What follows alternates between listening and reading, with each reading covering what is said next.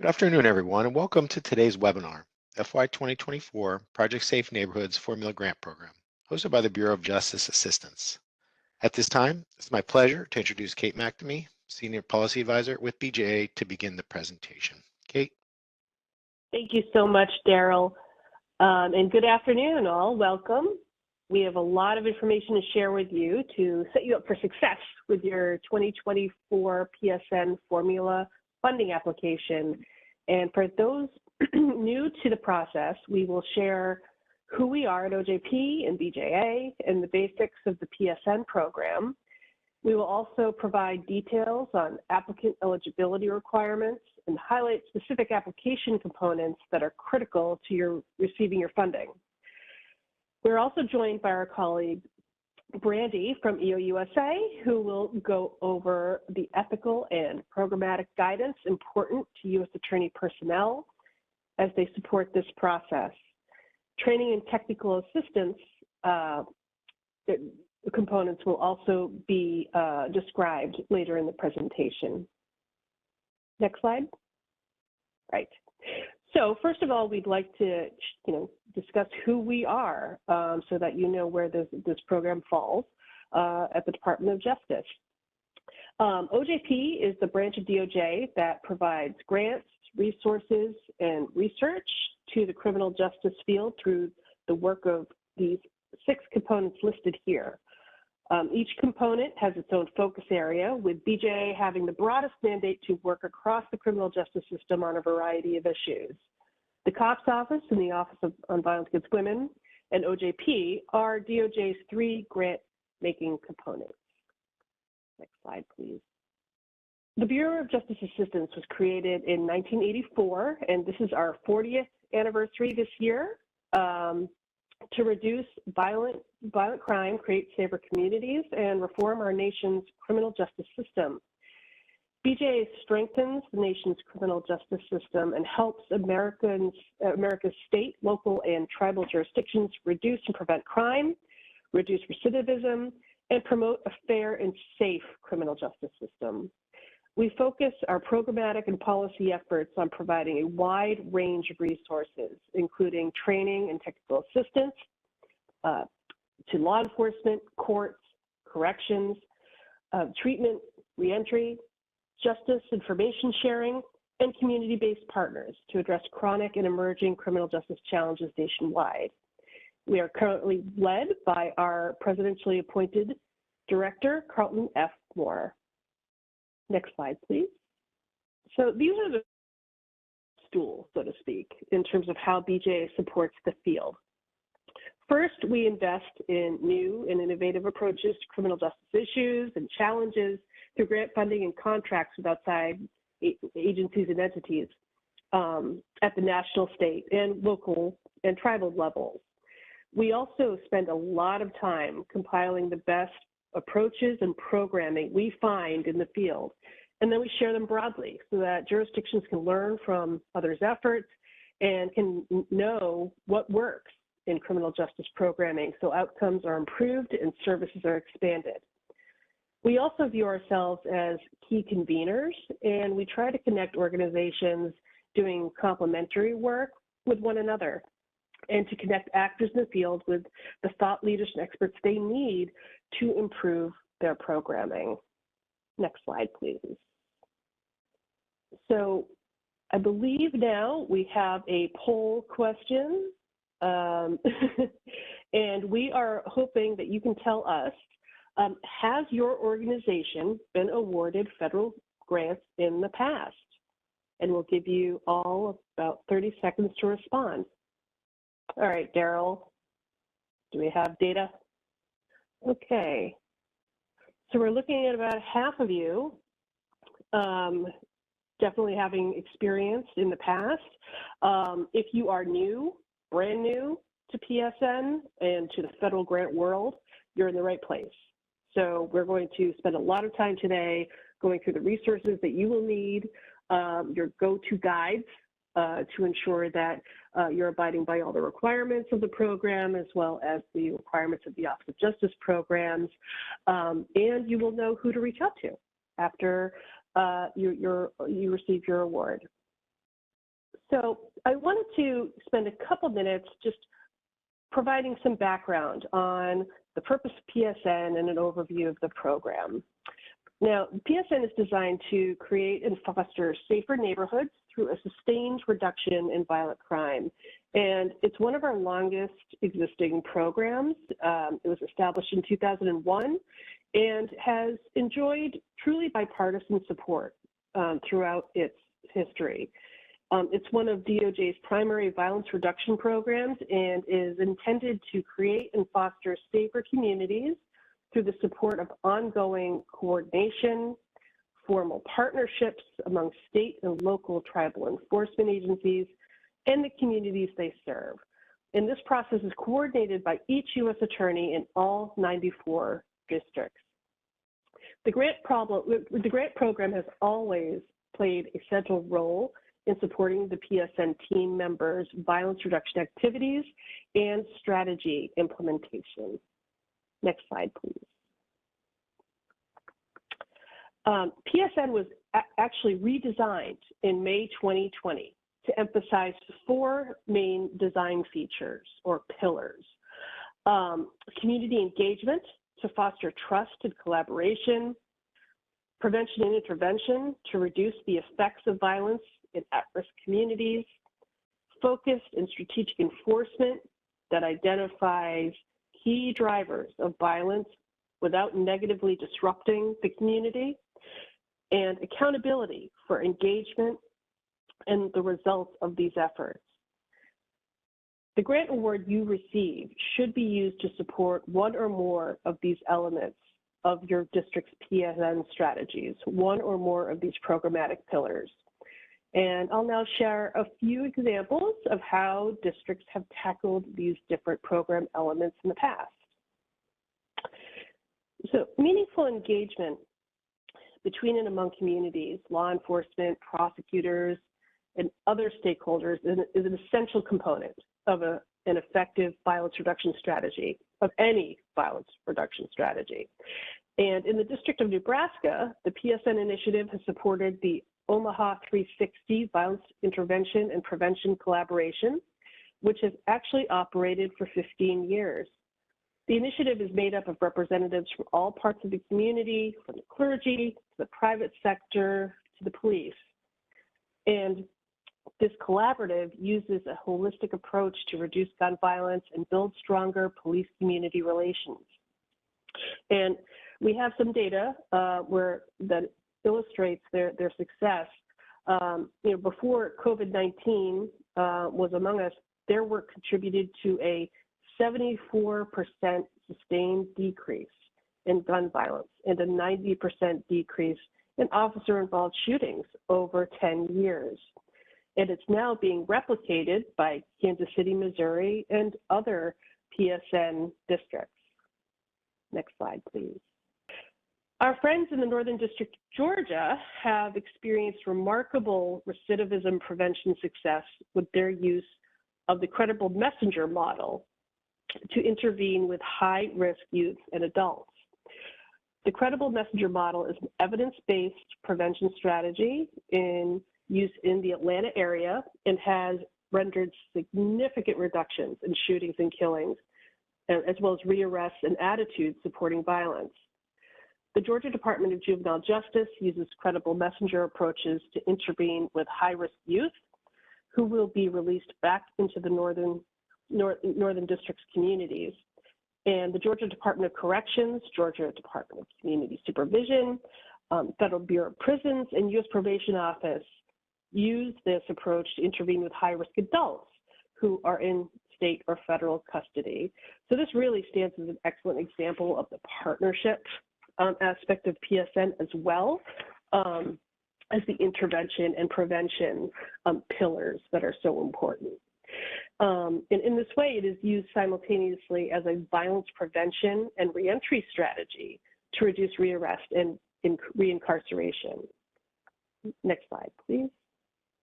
The Middle District of Louisiana has implemented a crime gun intelligence model to identify the individuals driving violence in Baton Rouge and the PSN team's target enforcement area.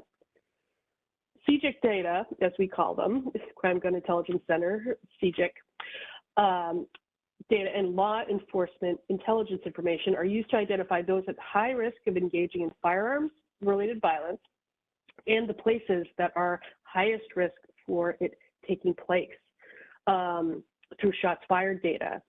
And this resulted in an increase in firearms cases referred for federal prosecution in the district. Next slide, please. So accountability is critical for the sustainment of any gains, any success in any program. And analyzing and assessing reliable data related to violence, as well as effectiveness of strategies to address it, are critical in any violence reduction effort.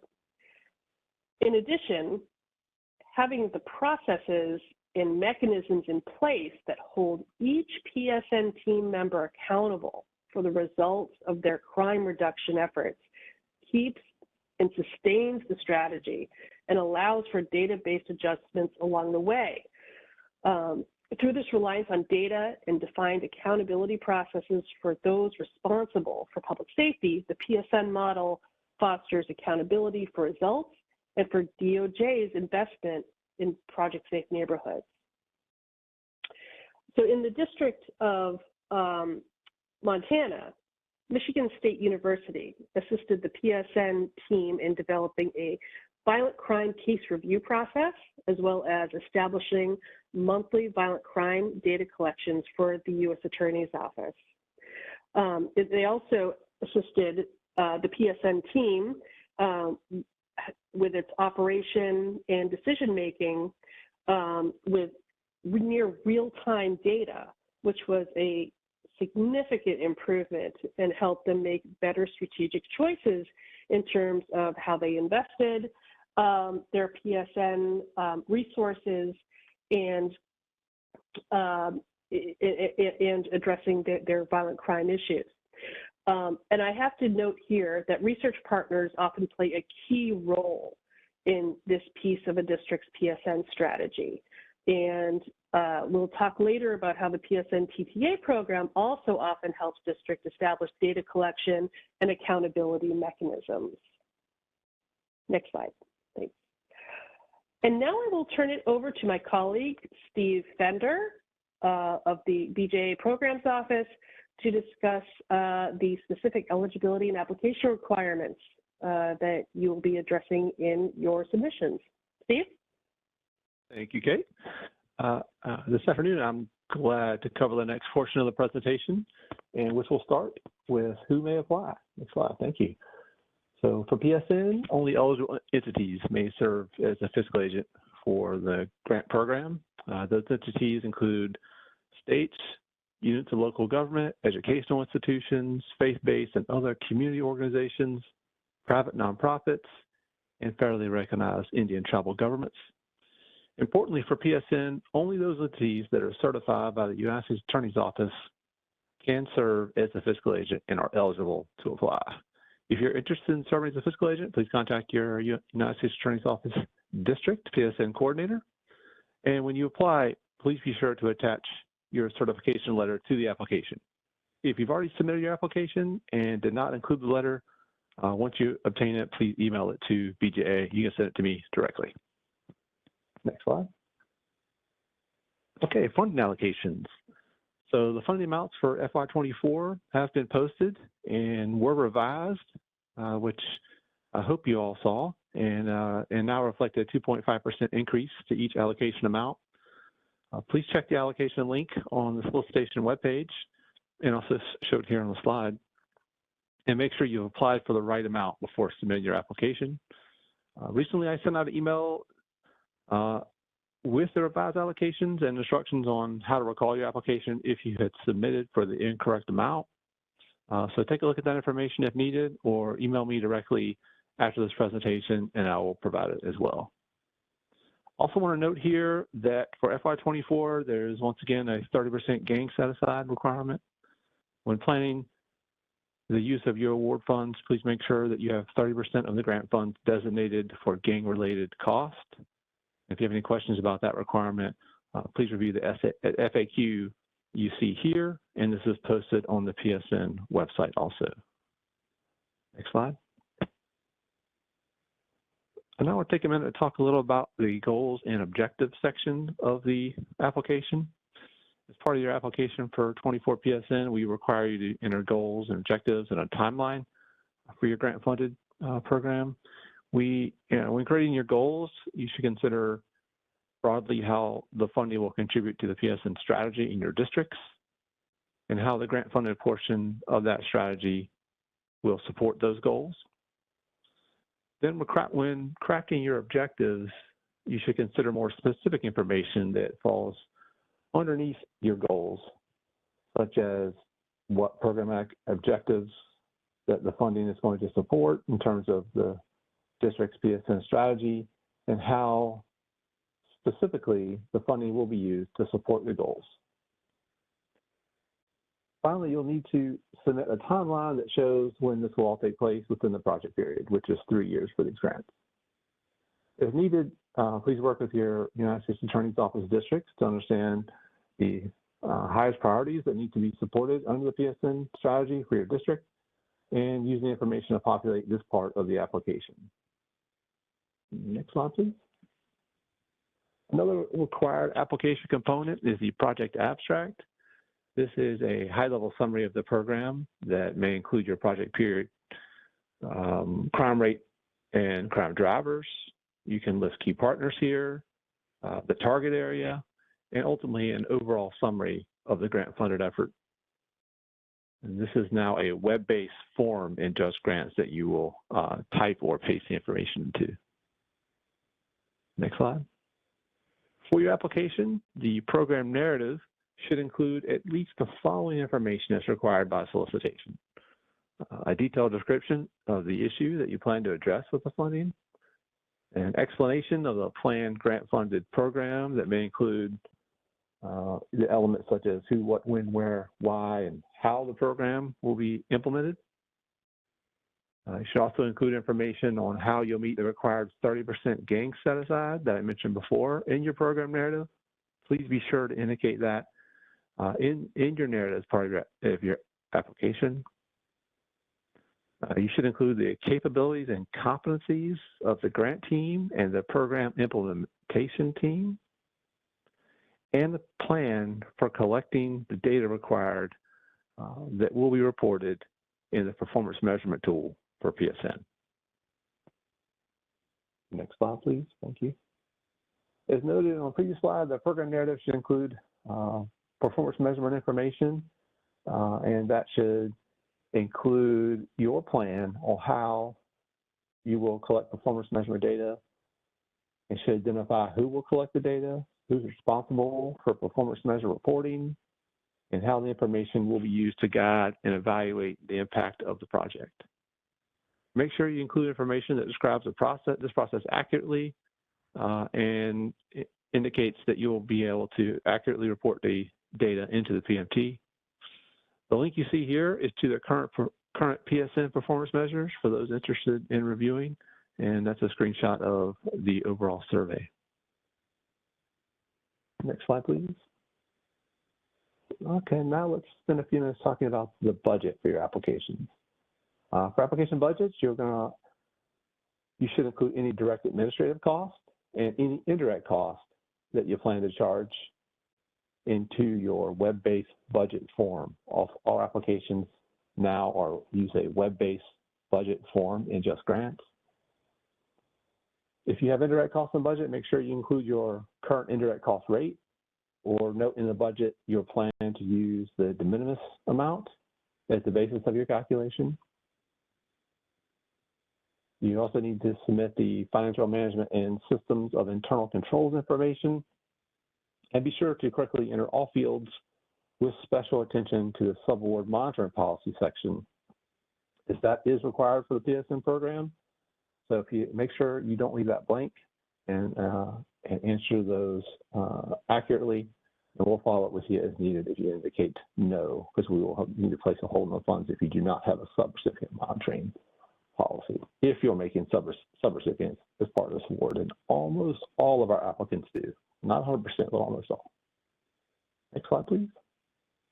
Okay, more information on your budget. When submitting your budget, you'll submit directly in Just Grants by budget category, as I mentioned. You'll need to include your subaward costs here, if you know them, and a detailed narrative of all line item expenses.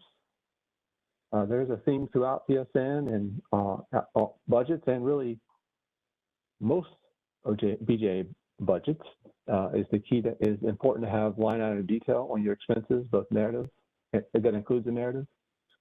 If your subawards are not yet determined, which I understand is often the case for the new grants, you can put in projected amounts in language that explains these are to be determined for now, and we can approve your budget with that in the short term. Travel costs are required again this year for PSN. You should include in your budget funds to support 3 non-federal members of the PSN team to participate in 1 in-person workshop that will be hosted by the PSN Trained Technical Assistance Program. And you can estimate these costs based on 3 days and 2 nights in the Washington, D.C. area as a placeholder for now. Also, when calculating your administrative costs in your budgets, you may allocate up to 10% of the award for direct administrative expenses related to managing the award. And as I mentioned before, indirect costs can also be charged to the award using your approved rate or the de minimis rate if you do not have an approved rate that you would like to use. Next slide, please. Okay, a few notes on unallowable costs. For FY24 PSN, there are certain costs that will not be allowable, and these include information you see here on the slide. This is prizes, rewards, entertainment, trinket expenses, or any type of monetary incentive regardless of the program or program participant. No client stipends, no gift cards, no food and beverage expenses. Unmanned aircraft systems and unmanned aircraft vehicles, commonly referred to as drones often, are not allowable.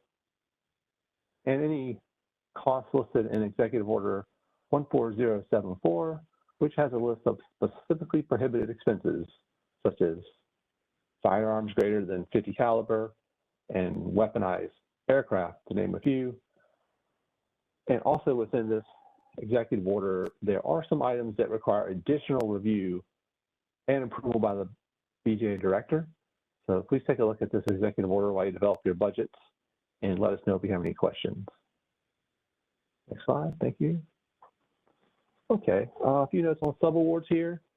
For PSN, as within previous years, for 24 PSN as within previous years, all subawards require post-award authorization by BJA before funds can be obligated and expended.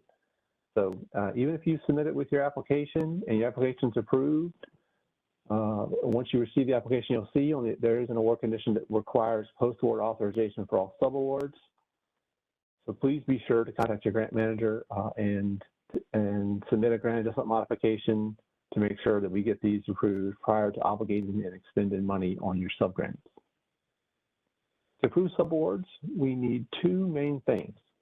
One is a line item budget that breaks down all costs, and the second is a subaward summary.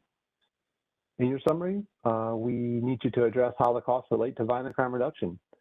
Ultimately, also include that decision was made by the PSN Selection Committee and whether the costs are meeting the 30% gang set-aside requirement for that particular subaward. Once you have the 2 documents complete, I guess they could be 1 document. Once you have those elements complete, you submit that in a grant adjustment modification in Just Grants, and there's a specific subaward approval grant adjustment modification in Just Grants, and this will take place post-award, and then BJA will review and approve the document, the authorization of that subaward. So really important to note this, once we're post-award, not to obligate or expend grant funds for subawards until BJA has approved them. Next slide, please. Before I conclude this section, I want to take a moment to talk a little bit about one of my favorite topics, subaward versus subcontracts. It's important to understand there's a clear distinction to be aware of between these 2 agreements when using federal funds. On this slide here, we have an excerpt of the OJP subaward training information that shows briefly a few things you should consider when making the determination. For PSN, many of our fiscal agents will make subawards to other local agencies, so that's pretty clear. And then if you made a subaward to a local agency, they may enter into a contract for a good or service, such as police equipment, for example. In this case, there's a subaward for the program activity to the local, and then a subcontract by the local for the police equipment. It's important to understand the difference here. There are implications in the content of the agreement and procurement requirements that need to be considered.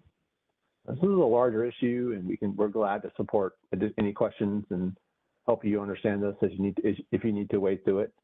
So if you have any questions when making the decisions, please contact your BJA grant manager, and we'll be glad to help.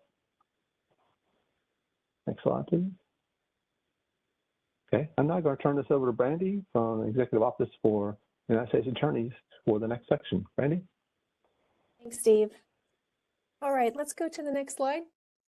I'm just going to offer some background and highlight a few basics, particularly for those who are new to PSN. Some of this information will be more applicable to U.S. attorneys' offices, but it could be useful to fiscal agents for situational awareness. So the first item on the screen is every U.S. attorney's office has a written PSN strategic plan with goals, objectives, strategies, and performance measures for the PSN pillar areas. And the strategic plans are district specific and also include action items. And then, although some districts may experience similar violent crime problems and challenges, the plans are tailored to address the unique issues in each district. It's also important to know that the strategic plan is a foundational element to Project Safe Neighborhoods, including the PSN formula grant. These plans are intended to focus on the most pressing violent crime issues and drivers in the district. And then every U.S. attorney's office has been asked to lead a multi-agency, multidisciplinary team, which is also known as a PSN team, to help develop, implement elements of the PSN strategy. And for those new to PSN, every U.S. attorney's office district should have a team that works collaboratively to define, refine, and implement the strategies with the overall purpose of reducing violent crime. There's no one team model. However, all teams should include individuals internal and external to the U.S. Attorney's Office and from diverse and varied disciplines. The U.S. Attorney's Office is part of and leads the PSN team. I think that's important to know, that the U.S. Attorney is in fact part of the Project Safe Neighborhoods team. And then although we refer to it as a PSN team, there is a lot of discretion in the name. I've heard some teams called PSN Leadership Team. I've heard some called Violent Crime Reduction Working Group, a PSN Steering Committee, a task force. So the names vary, but you should know that the team is critical not only to the PSN strategy, but it's critical to the PSN formula grant. And then as referenced on this slide, the team should discuss and identify the PSN strategic plan goals and objectives that should be prioritized with PSN grant funding. So the U.S. Attorney's offices were recently asked to update their strategic plan after they carried out a strategic planning process with internal and external individuals, and some who are likely part of the official PSN team. For that process, the PSN team should be able, or from that process, I should say, the PSN team should be able to prioritize PSN goals and objectives for grant funding. And so projects should only be funded with PSN grant funds if they correspond with the applicable goals and objectives that have been prioritized by the PSN team. Limited funds, because of limited funds, it's unlikely that every PSN strategy, goal, and objective and every PSN pillar area can be prioritized. So it's really important that the team is having these conversations about, of our PSN strategic plan, what should be prioritized with this limited funding. And so it could be something like 60% of grant funding could be surged to improve enforcement strategies. That might be a way to prioritize. And, you know, the team may go on further and say that may be to specifically address violence in a particular city, and that the resources are limited. So that's sort of a priority focus. You could also say, you know, as part of that, you could even further say that the project should focus on improving equipment, software, technology, and training gaps to improve enforcement strategies. So these are, again, ways that you can prioritize some of the PSN goals and objectives. And U.S. attorneys' offices are permitted to be engaged in those discussions. They are part of the team. Again, these prioritized goals and objectives are not saying that X police agency or Y nonprofit is getting, should receive grant funds. They are an overarching priority for Project Safe Neighborhoods. So the U.S. Attorney's Office is permitted to be engaged in those kinds of overarching discussions on setting priorities for grant funding. All right, so also reference on this slide, the PSN team should further discuss project-specific elements that will assist the fiscal agent and PSN selection committee make subawards. So first, for those new to PSN, the PSN selection committee is are non-federal, non-conflicted individuals who make decisions on grant subrecipients and vendors. And the selection committee, like the PSN team and the PSN strategic plan, the selection committee is foundational to the PSN grant. And if needed, I'd be happy to give more customized assistance and guidance on the selection committee. But for now, I really want to elaborate on project-specific elements. So when the team prioritizes the focus of grant funds, it should also utilize what it knows to further identify other details to help the fiscal agent and selection committee make subawards. For instance, if the team wants to prioritize funding for violence prevention projects, it could discuss whether projects should utilize a specific evidence-based program. It could talk about whether there's a preferred age group that should be targeted as part of the project. It should talk about, you know, the team and the can talk about whether there's a preferred geographical area within the city where the focus should be surged based on how risk was identified in the strategic planning process. So these are really getting into the weeds and having these conversations is only going to help the fiscal agent and selection committee make awards. So it's really important that there's some level of conversation about these particular project elements. Next slide. And I think, you know, as Steve mentioned, if you know your subawards, if the applications will include subaward information, it's important to know that decisions about the agencies and organizations that will receive grant funding must be made by non-federal, non-conflicted individuals, which I covered earlier, also known as the selection committee. It's imperative that the PSN team has a selection committee. Federal employees, individuals who are otherwise conflicted are prohibited from deciding subrecipients and or contractors of the PSN grant. That means that the U.S. Attorney's Office is not permitted to decide which agencies and organizations will receive grant funding. And the reason for that is that conflicts can arise with the standards of ethical conduct for employees, particularly around topics like favoritism and endorsements. All right, next slide. So when it comes to discussions about grant-related projects, I wanted to highlight a few things. So the U.S. Attorney's Office, PSN team, fiscal agent, and selection committee should discuss, as I mentioned, grant-funded project elements, and they should also discuss criteria for selection. And project elements and criteria could include a discussion about potential eligible entities. So you can't, the U.S. Attorney's Office isn't permitted to say who is going to receive grant funding, but they can educate the fiscal agent and the selection committee on who could be eligible, particularly in a particular, if the focus is in a particular geographic area. For example, if your priority is going to focus on law enforcement, it could be helpful to even identify who are the potential eligible entities, what law enforcement agencies are even serving that particular area. For instance, probation parole, it could be a local police department or several, or it could be a sheriff's office, or it could be all of the above.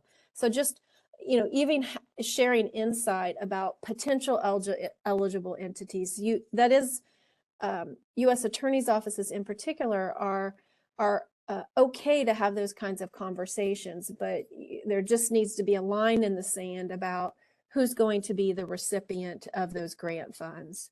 That is really a decision of the selection committee.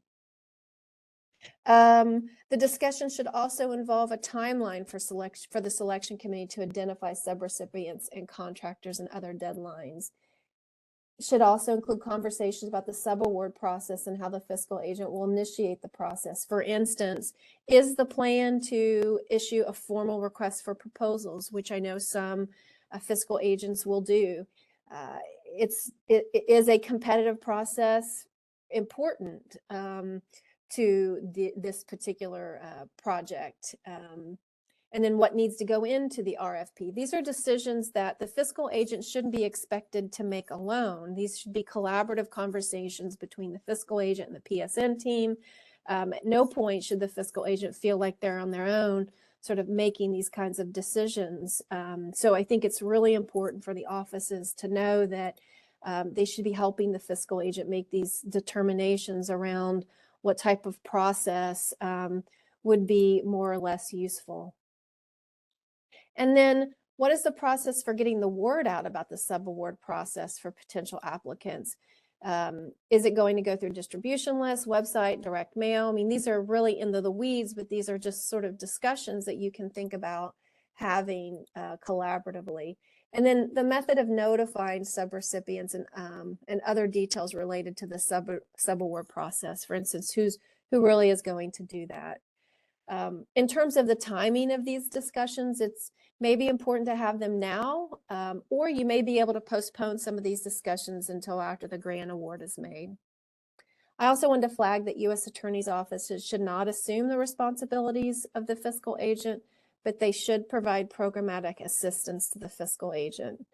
And then in terms, I think this is the last item, this is what a lot of offices I think are most interested in, is in terms of the PSN grant application, the U.S. Attorney's Office may provide the fiscal agent with written project-related information as discussed by the PSN team and selection committee to assist the fiscal agent in completing the proposal narrative and subaward summaries for BJA.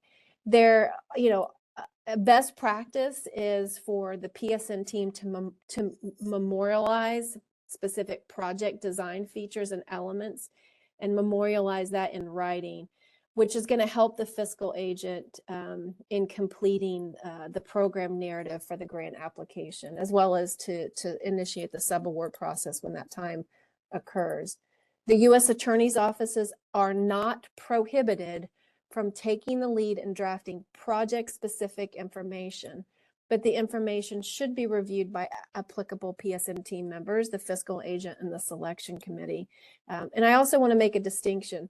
When we're talking about project-specific information and the program narrative, information needed for the program narrative, some may see this as the grant application. You may say, oh, you're writing the grant application. I think there is a really important distinction to be made that these are pieces to the larger grant application. The U.S. Attorney's Office, there are pieces that you can provide to the fiscal agent to complete the application. So if you have any further questions on what that might look like, and if you're worried that you might be sort of crossing this into some territory of am I allowed to do this or not, give me a call and we can talk through that a little bit more. But I think it's important to know that you do have some abilities to really support the fiscal agent particularly if the fiscal agent is the state administering agency, and they need that type of programmatic assistance because they're not as in the they may not be as in the weeds with the project. And I also want to flag finally that if the PSN team plans to prioritize funding for projects that produce materials like curriculums, publications, public service announcements, graphics, or other similar items, those projects require clearance before they can be disseminated and or used. And I can, myself, Kate, and Steve, we can provide further guidance on that as needed. And folks should also just feel like they're comfortable reaching out to me if they have any questions for customized guidance. So give me a call, shoot me an email. I'd be happy to check in with you. That's it. Turning it over to Kate. Thanks so much, Brandy. And if you've learned anything from us so far, it's that you're not in this alone. Brandy, me, Steve, we're all standing by to help you. We know that PSN is a pretty complex program, especially for those of you who may be new. So we are standing by to help, and we also have a very robust training and technical assistance program to assist PSN teams with pretty much all aspects of their PSN initiative, including their grant-funded work. So this program is dedicated to supporting PSN task forces and their partners with implementing and assessing their violence reduction strategies to ensure that they are as effective and efficient as possible. We provide a wide variety of assistance services, including remote and on-site consultation, general informational resources on the latest violence reduction data and approaches, virtual and in-person trainings, which can be customized to local needs, peer-to-peer exchanges among districts to learn what others are having success with or how they've overcome really challenging and common challenges. The expert assessment of local partner agencies' capacities, and this can include crime analysis capacity, investigation practices, and community engagement activity. We have experts that can help with any district's community engagement, strategic enforcement, prevention, intervention planning, or accountability needs. So hitting on all programmatic elements of the PSN program. Next, please. We do this through our funded partners at CNA, who coordinates the efforts of Michigan State University, the National Center for Victims of Crime, and the National District Attorneys Association.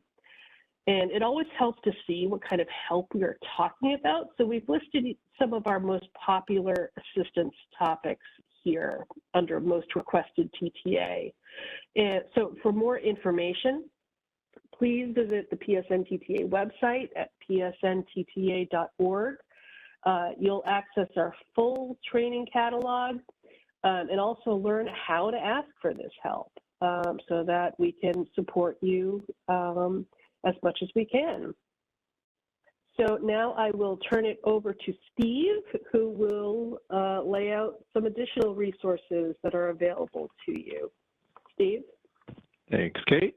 Before I move to the next section, I want to take a moment to highlight the importance of one of the items that Brandy covered, which is the importance of the PSN team collaboration for PSN. It's been my experience that the most successful programs collaborate early and often with all team members, and we recommend working closely with all the partners, which keeps the PSN grant funding moving out the door. When that collaboration breaks down, things tend to get slower, and ultimately we end up running into delays. So collaboration, key element. Thanks for covering that, Brandy. That's really important. Okay, next slide, please. All right, so here I'm going to go through some resources and other information for applicants that you should be aware of. First, we have the application resource guide. For any questions you have while developing your application, please see the OJP application resource guide that you see a sample image of here and a link to on the slide. This is an excellent resource to use when questions arise when working on an application. This is available on any internet web search also. Quick browser search, so just type in OJP Application Resource Guide, and this will come up, and you'll see the sections that correspond with the solicitation. We put a lot of work into this document, and it's really detailed, so please use that if you have questions as you develop your application or other applications for BJA funding. Next slide, please. Here, we want to direct you to other resources and tools for OJP payment and management systems. Take a look at this link here for more information should you have questions about the payment or other grant management related systems. Next slide, please. On this slide, we have the grants.gov customer support as well as the Just Grants support information. Please refer to these help desk if you have any technical problems with submitting your application, and I'll also note here, please don't wait till the very last minute if you can avoid it to submit, because if you do have a technical problem, it can be more difficult to deal with. And I'll note here in a couple slides that we're getting close to the deadline. So please go ahead and submit if you intend to, and to avoid any technical problems that could delay your application. But if you have system problems, please contact these two resources as needed. Next slide, please. On this slide here, I have the information on how to subscribe to OJP updates for a variety of resources that includes our publications, funding news, and newsletters and otherwise. So please take a look here and subscribe if you're interested. Here we have information about BJA social media contact information, as well as the link to the BJA Funding Opportunities webpage, which is really important for those seeking federal funding from BJA. Next slide, please. Here's some additional contact information for other assistance you may have and questions you may have for grants.gov, not only PSN and other application. And anytime you have questions about Just Grants, you can contact the support desk. They're really fast, especially on email. That's my recommended method of contact, but you can call them as well. Next slide, please. Thanks. And here we are. Importantly, finally, here are the deadlines for the FY24 PSN grant applications. Note that there, again this year and in the future, there will be two deadlines, grants.gov and a Just Grant deadline. So there are two steps to your applications, which we cover in detail in the solicitation. So step one has a deadline that is tomorrow. So you have the rest of today, and by close of business tomorrow, Eastern time, to submit the first step in grants.gov if you intend to apply.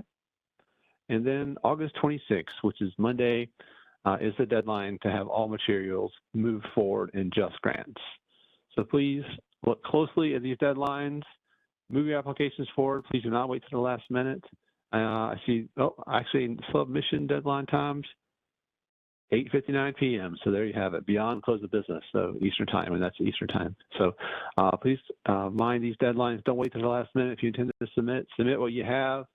If you're waiting for something and you don't have it, we would rather you go ahead and submit what you have, and we can add that stuff later than miss the deadline and not submit. So please submit your applications if you intend to do so by the deadline indicated here. And there's one final point there I want to make, Adele. It's really important. We do put a ton of information in the solicitation. So we try to include everything we can think of to put in there on our experience over the years. So that really is your guide for submitting. So look closely there. And of course, contact us if you have questions about any of those requirements. And now next slide, please. Okay, very good. At this time, I'm going to turn over to Kevin, and he is going to manage any questions that we may have that need to be addressed. Kevin? Thanks, Steve. So it looks like we only have a few questions so far. The first question pertains to the SF-424. So for applicants who have already submitted the SF-424 with the previous allocation amount, can you go over the process for them to redo and resubmit that form? Yeah, sure. You actually do not have to go back and change your SF-424. If you change the amount in Just Grants, that's adequate. Perfect. The next question is regarding travel carryover from a previous award. The question is, if there is travel carryover from a previous award, do they still need to include travel for this application? Yes, you'll need to include travel for this application, and you can repurpose travel funds from previous award years. What's going to be important is that we make sure you have access, that potential travelers have access to this money. So you can repurpose that money that if you didn't use it for the meeting last year and you want to add it to a current subaward or make a new subaward or use it in some other allowable way, you can do so. But we do need you to set aside money in this solicitation for travel funds as indicated. Good question. Perfect. Thank you. All right. The next question is regarding to the in-person conference in DC. The question is that we typically do not know who will be traveling to the conference, so we leave conference travel in the fiscal agency budget. And once attendees are determined, if they're funded in the FY budget, we just create a GAM. However, if they are not, we need a new contract. Is there a better way to do this? What was the last part? However, what? Could you restate that? It says if they are not funded to attend the conference, is there a better way to do this other than creating a GAM? No, that's the best way to do that at this time. I think you've got it. Okay, perfect. Those are all the questions we have right now. I will go back. There are a few that Kate did answer, so I'll just share that with the entire group. One question was, is there a cost to attend the in-person workshop? And should that be included in the budget? The response there is no cost to attend the workshop beyond just travel and per diem. All right. And there's another question regarding the TTA distribution email list. There should be a link on the psntta.org website where you can opt to join that distro list for TTA. And if you don't see that link, just reach out to Kate McNamee and she'll provide additional information regarding that. So as of now, those are all the questions we have. If folks do have any other questions, please add them. All right, so I do see another question here that says, just confirming, trying to have a pop-up so I can't see it all the way. just confirming that the fiscal agent can also be the grantee. Yes, so, and that's going to go back to the funding decision by the selection committee that Brandy covered. Yes, the fiscal agents can be funded for programmatic activity as long as the funding decisions were made by the selection committee. All right, thanks, Stephen. So I'm gonna go back to the question regarding travel funds for the in-person conference. I think there's this question is from Marlena Doken, and she's trying to clarify here. It says that it's other than entering into a contract with an unfunded agency. So I'm not entirely clear on the question, but I'm not sure if you could still answer it there. And that was the question regarding if they don't know who will be traveling to in-person conference, what's the best approach for that? Oh, I think I understand now. I understand that. Thanks, Marlena. Yes, so the best method the appropriate method is to enter into a subaward agreement between the fiscal agent and the traveler, as we've done in years past. So I understand the question. Yeah, that is the best method. There's not another way at this time. And I also want to answer another question I received over email during the presentation, just in case others have it. It's a question regarding prohibited expenses and food costs. If you're funding travel for either for a PSN meeting or some programmatic purpose, such as training, which we do see some for, per diem is an allowable expense. So in that case, you could use money to support per diem, but no other food costs outside of that. Thanks, Stephen. Still not seeing any additional questions in the Q&A. Okay, I think at this time I'd turn it back over to Daryl to conclude us. If there's no other questions, Daryl, can you take us away here? Certainly. Thanks so much, Stephen. Just a reference, I've been putting items in the chat for you to click on as needed. We're going to get this PowerPoint up on the site by tomorrow, so you could reference it, because I know that the deadlines are fastly approaching, so something for you to reference. And everybody that's registered today will receive an email when that posted. So check out the BJA website at the link provided. And with that, so on behalf of the Bureau of Justice Assistance and all of our panelists, we want to thank you for joining today's webinar. This will end today's presentation.